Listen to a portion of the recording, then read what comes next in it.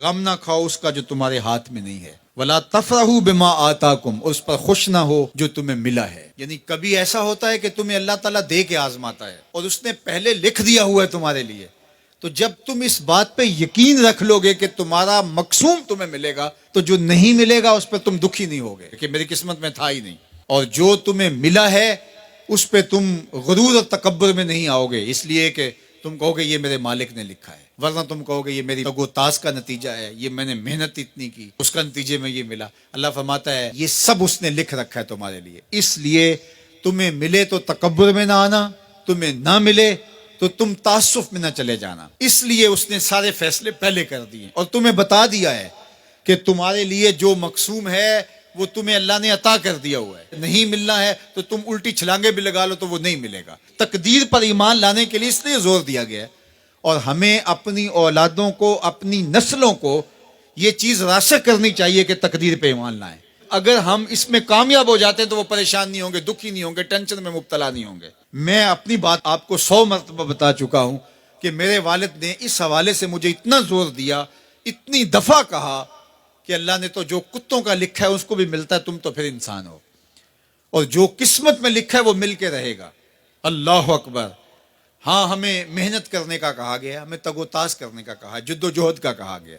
شیخ Saadi فرماتے ہیں کہ ایک بندہ جا رہا تھا تو اس نے دیکھا کہ ایک شیر شکار کر رہا ہے، تو وہ ایک سمت ہو کے بیٹھ گیا۔ ایک لومڑی تھی جس کے پاؤں بھی نہیں تھے، ہاتھ بھی نہیں تھے، تو دل میں سوچا کہ مالک تو اس کو کیسے رزق دیتا ہوگا۔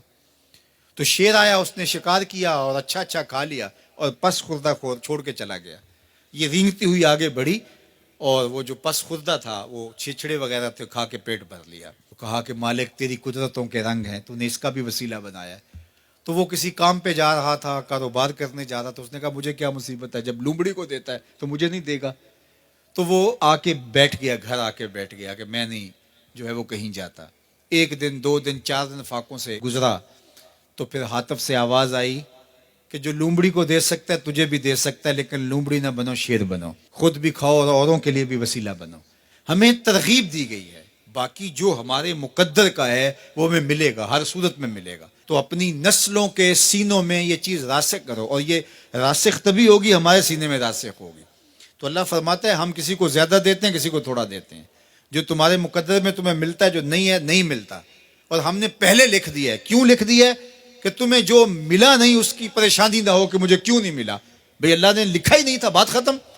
اور جو ملا ہے اس پہ تم غرور میں نہ آ جاؤ کہ یہ مجھے ملا ہے، بھی اللہ نے تمہاری قسمت میں لکھا تھا، اس میں تمہارا کیا کمال ہے، اس نے لکھ دیا تھا لہٰذا مل گیا، اس میں غرور اور تکبر میں نہ آؤ۔ تو اللہ جل شانہ نے یہ ہمارے لیے خوبصورت نظام پیدا کر دیا ہے کہ اس کریم مالک نے، اس رحیم مالک نے ہمارے لیے سب کچھ لکھ دیا ہے۔